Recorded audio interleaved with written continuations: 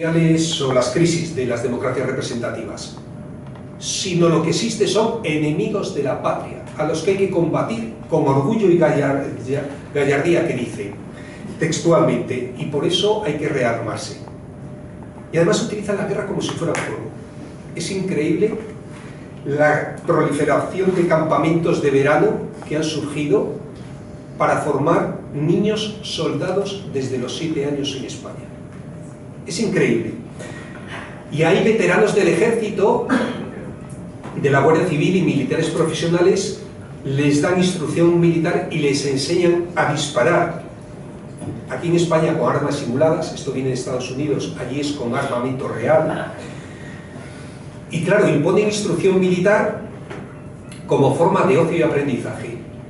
En vez de estar trabajando en la educación para la paz, están en campamentos que se denominan, a pelo corto, Gran Capitán Don Pelayo Tercios de Lezo Millán Astray. Y claro, forman, según sus mandos militares, en valores patrióticos, honor, amor a la patria, nuestra bandera, espíritu de sacrificio y disciplina. Y digo textualmente porque esto es lo que están haciendo, digo, en vez de estar trabajando en educación para la paz. Por supuesto, estos chicos y chicas visten uniformes del ejército, se llaman cadetes, se organizan en compañías a las órdenes de un oficial y se saludan militarmente. Menores de edad, adiestrados en tiro y combate, con monitores que han sido candidatos por el grupo ultraderechista Vox. Esto es lo que tenemos. Claro, si esto fuera el único detalle, pero les cuento otra anécdota, no solo estos campamentos de verano, que es que el Ministerio de Educación, junto con el Ministerio de Defensa, han diseñado unidades didácticas para introducir en el temario escolar la seguridad y la defensa nacional, y de textualmente, con el fin de rehabilitar la imagen del ejército, promover la vida del rey como referente y poner en valor los desfiles militares. Esto lo están haciendo nuestros ministerios. Sus contenidos incluyen pasodobles, como por ejemplo el de la banderita, seguro que la gente más mayor lo recuerda, ligado a la matanza colonial de Marruecos, para menores de 6 años. Estamos hablando para la educación de menores de 6 años, con el fin, dicen, de fomentar ese sentimiento patriótico, buscando esa falacia que es identificar el ejército con la patria. Ojo al dato. Actividades en las que el alumnado tiene que marcar el compás de este pasodoble formando una bandera de España en el patio escolar. Otra actividad, por ejemplo, pide, lo digo por dos de las que recuerdo, pide cantar el himno de la Armada, aquel que dice la letra S de hay que morir o triunfar, que nos enseña la historia de Lepanto, la victoria y la muerte en Trafalgar. Una tercera obsesión recurrente del neofascismo en este progreso de la tragedia es que hay que insensibilizar ante el maltrato animal, y quieren impulsar los valores ligados a la caza y a la tauromaquia. Esto, piensen que yo provengo de Castilla y León, allí gobierna Vox, y esto es uno de los elementos y referencias que mayor impulso están teniendo, vinculados lógicamente a esa representación mítica del pasado tradicional donde se formaba a los hombres de verdad, mediante prácticas ligadas a la violencia con los animales o con otros seres humanos. Me da igual, recuerden lo de la mili o actualmente lo de la guerra. Justamente cuando la sociedad está mostrando una posición mayoritaria al maltrato animal, es cuando proponen formaciones profesionales, ahora que veo a Rodri, formaciones profesionales de tauromaquia, para ser torero. Y fíjense los criterios de evaluación que tiene esta formación profesional. Los criterios de evaluación incluirían la eficacia y pureza en la suerte de matar. Por supuesto, incluyen encierros didácticos para menores y campus taurinos. Una cuarta obsesión, y digo que simplemente voy dando pinceladas, del neofascismo es enterrar y ocultar el pasado, tratando de borrar la memoria colectiva de la devastación humana y la tragedia que supuso el surgimiento del fascismo desde los años 20.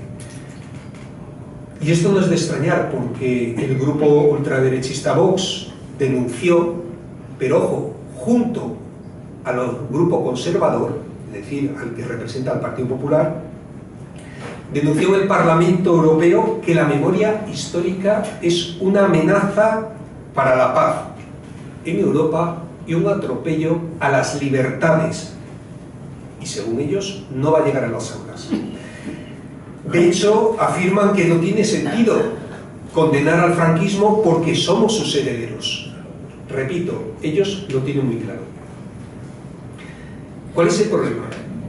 El problema fundamental que tenemos en España, que somos una anomalía no solo en los conciertos educativos, sino también en muchas otras cosas como en esta anomalía democrática, es que mientras que otras democracias, como la italiana, la francesa, la alemana, se fundaron sobre el paradigma del antifascismo, tras el genocidio nazi, la española lo ha hecho sobre el de la superación y el olvido del pasado franquista. Y esto es lo que ha permitido blanquear el fascismo y que ahora resurja con toda su fuerza. De aquellos polvos vienen estos lodos. Una quinta obsesión del neofascismo es la ideología de género y las feminazis, como denominan efectivamente a las mujeres y a las jóvenes que luchan por la igualdad entre hombres y mujeres. Pongo otro ejemplo, una anécdota. La vicesecretaria, que no es cualquier persona, la vicesecretaria de Vox, pedía recientemente en sede parlamentaria que la costura fuera una asignatura, alegando que empodera mucho coser un botón. Mientras que denunciaba que el feminismo es cáncer, decía tal cual, literalmente, el feminismo es cáncer, y aseguraba estar preocupada fundamentalmente por lo que ella denomina el lesboterrorismo feminista. Ojo que esta era su respuesta ante la propuesta que se hizo de medidas para combatir los estereotipos sexistas en la escuela, que ella calificaba de tontadas y majaderías ideológicas. Pero quizá lo más importante en este análisis de cómo está penetrando el neofascismo es cómo está penetrando a través de otro de los elementos básicos y que es muy nuevo. Por eso hablamos de neofascismo, fascismo 2.0, incluso posfascismo que habla Enso. Es el neoliberalismo autoritario. El neoliberalismo es la ideología que está en la raíz del neofascismo, uniendo fascismo y neoliberalismo, y que penetra además de una forma constante, sutil y difusa en la educación, consolidando sobre todo una racionalidad individualista, consumista y competitiva, donde el deseo, el anhelo de ser parte del sistema capitalista es cada vez mayor y las víctimas son culpabilizadas de su fracaso. Quédense con estos dos elementos porque son fundamentales. ¿Cómo nos construyen el deseo de ser parte del sistema? No quiero poner aquí el ejemplo de la lotería, pero es un ejemplo simbólico bastante significativo. Y cómo las víctimas son culpabilizadas de su fracaso. Hay que quitarles todas las ayudas sociales, como están haciendo en Estados Unidos, porque eso les mantiene la dependencia. Hay que empoderarlas. Y cómo utilizan el lenguaje justamente en sentido inverso. Cómo resignifican el propio lenguaje. Parto de una anécdota. El otro día en mi universidad se convoca por parte de los sindicatos de estudiantes una concentración contra la explotación laboral de estudiantes universitarios. Gente de último curso se les ofrece trabajar como mano de obra gratuita en el hospital veterinario, dado que no se va a contratar a personal cualificado para hacerlo. Y entonces vamos a esa concentración y según voy caminando a la concentración me encuentro enfrente con un grupo de jóvenes universitarios. Y claro, me acerco a ellos y digo, ¿venís para allá? Y dice, no, estamos en contra de esa manifestación. Y digo, ¿cómo? Me pongo a hablar con ellos, pero ¿no veis que no solo estáis siendo explotados, no veis solo que sois mano de obra barata, no veis que además hacéis dumping laboral y que perjudica y precariza? Nosotros lo que vemos es que tenemos derecho a elegir libremente ser explotados. Gente de último curso, es decir, gente preparada, gente muy formada. Por eso digo, ¿qué estamos haciendo en la universidad y cómo estamos formando? Me sorprendió porque utilizaron además un término no muy habitual y que significa una gran carga ideológica y además una capacidad de expresión.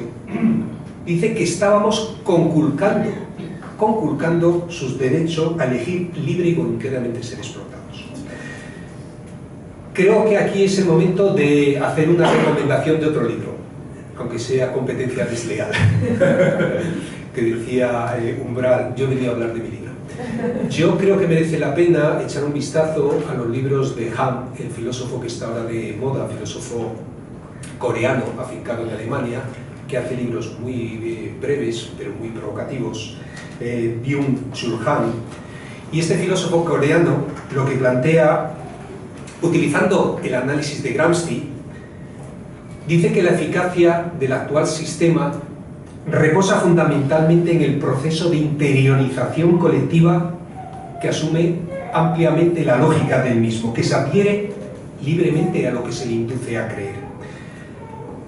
En definitiva, lo que plantea Han es que lo que el capitalismo se dio cuenta en la era neoliberal es que no necesitaba ejército, no necesitaba ser duro, no necesitaba tanques de ocupación, necesitaba ser seductor.